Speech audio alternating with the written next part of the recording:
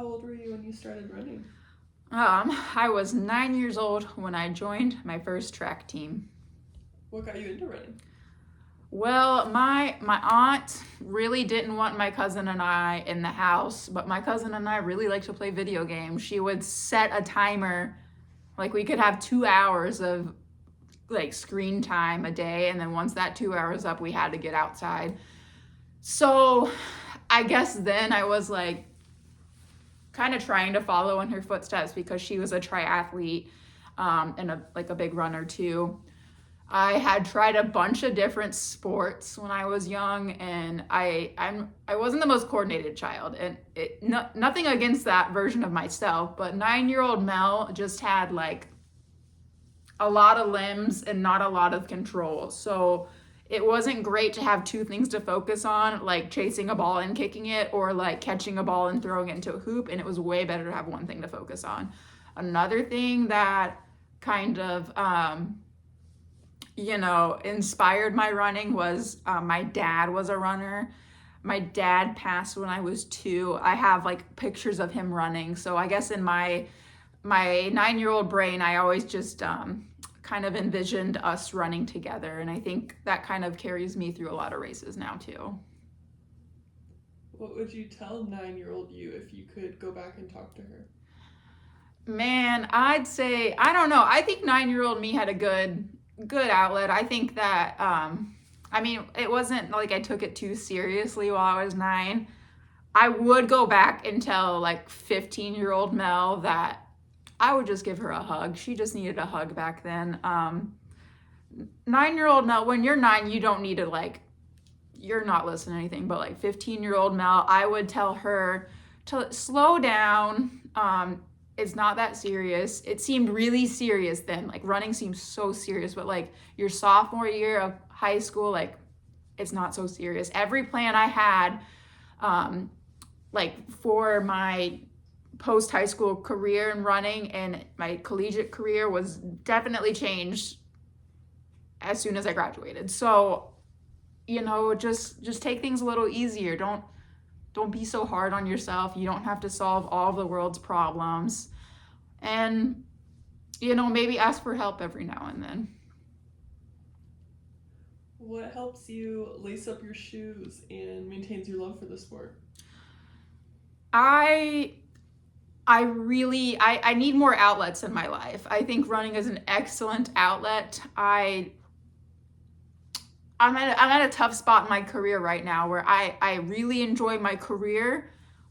The things that are happening in the workplace right now and in the American healthcare system are really tough. Honestly, what's helping me get out there and continuing to run every day is just I need something to clear my mind, and it's really effective. I would like to thank the American healthcare system for helping me become a much better runner in the last 3 years or so.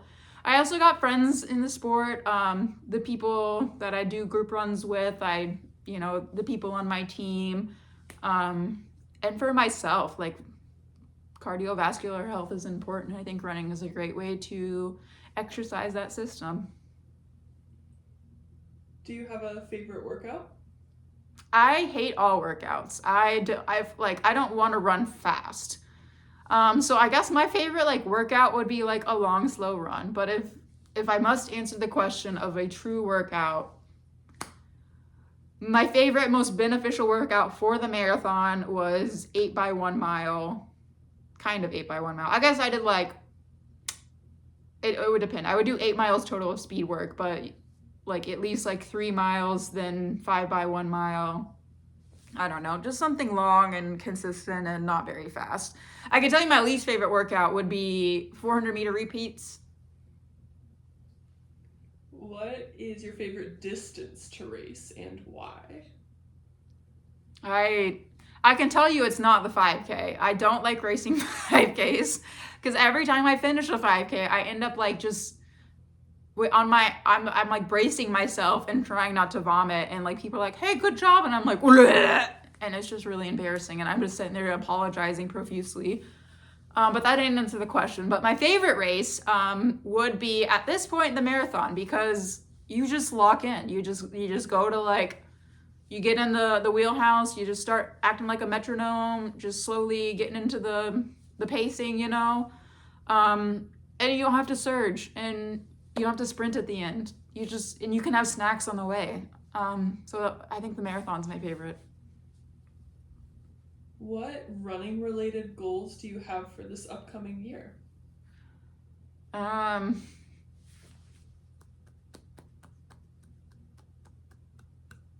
I'm not really a goal person this way, but I guess my goals are my races. I want to show up and just race the races that I signed up for. So I guess the next goal I have is Grandma's Marathon in June. It's the 50th anniversary. I just got my nice Grandma's jacket zip up. I don't know what time I want to run.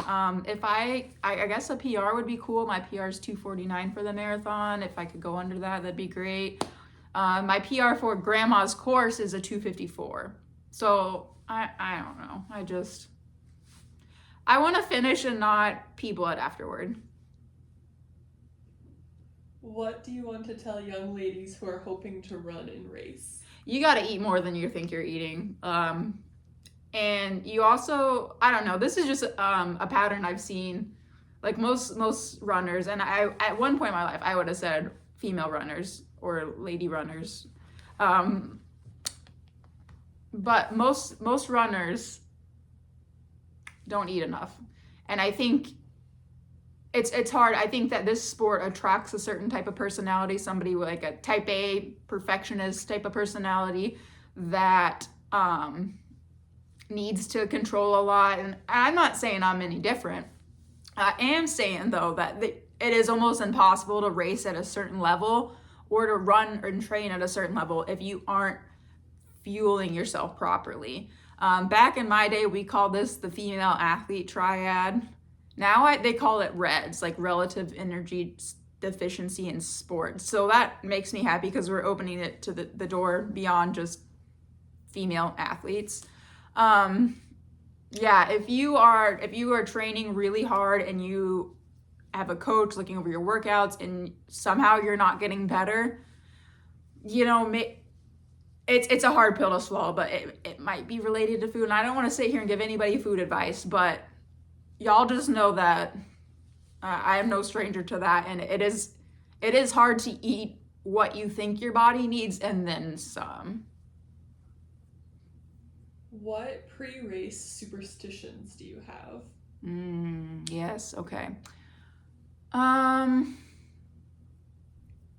think I'm not really a superstitious person. I used to be back in the day. Like, I think when I was younger, I had a lucky pair of underwear I always wore, and I wore that underwear way too long.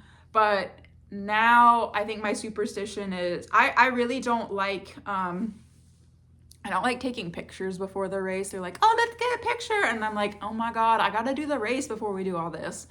So I wouldn't say it's a superstition, but I will be thinking, oh, maybe I shouldn't have taken that picture, that sort of thing.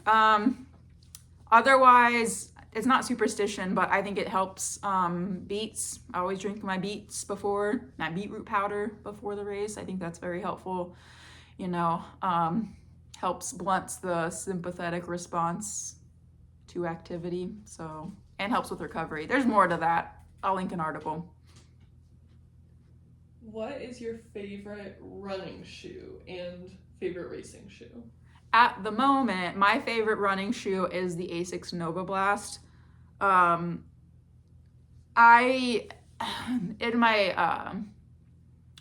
At the geriatric age of 30, my joints are just not what they used to be. And the Nova Blast has so much cushioning in it. And I literally can't run in other shoes. Like, I've tried and I just feel it everywhere. My favorite racing shoe, it's the Asics Metaspeed Edge, I think. They've got two of them. And I bought both of them because I didn't know what the difference was. I think it's like the Edge Plus and I don't even know. One has a black bottom on it and one has the red bottom. I like the black bottom one better. And what is one training tip that is underrated in running? Y'all need to cut your toenails correctly. I will be saying this until I'm blue in the face, but The last marathon I did, I had like 7 black toenails, and I'm just like, this is not right. I found out, and also like, you know, your toenails get like real thick, and then in response to just the repetition of like going against your shoe, you know.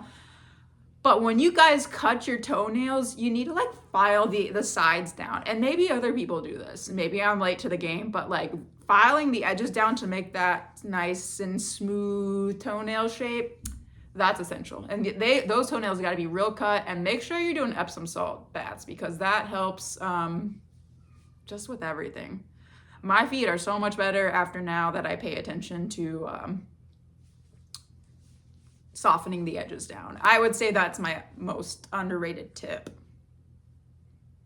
And that was the interview. All right. So what we'll be doing in the future is I'm going to be interviewing women on my team, the Runablaze running team. It's a distance-based team, distance running team in Iowa, started by women in 2006. We have a insanely talented group of ladies. Like, I think I read that there's been like over 20 Olympic time trial qualifiers, which is really cool.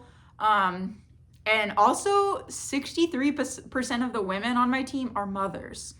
How cool is that? Like, hats off to you guys, because I can do the running thing, but don't also ask me to like procreate and then like be responsible for a child. I admire the women I race with and that are on my team. So I wanted to get their stories, and I'll be publishing them onto video format and putting them on this YouTube channel for all 37 of my subscribers to enjoy. But y'all stay tuned, because y'all don't want to be missing all this. I do want to say I got a couple races here coming up that I'm hoping to get documented and into video format to put onto the channel. But we'll just kind of see, you know, things be happening in my day-to-day life, and I think that my motivation to post videos onto YouTube really depends at where I'm at my cycle, and if I'm in that luteal phase, all bets are off. So we got about a week and a half until that starts. So we'll hope for more videos in the meantime, but until then, we'll catch you next time.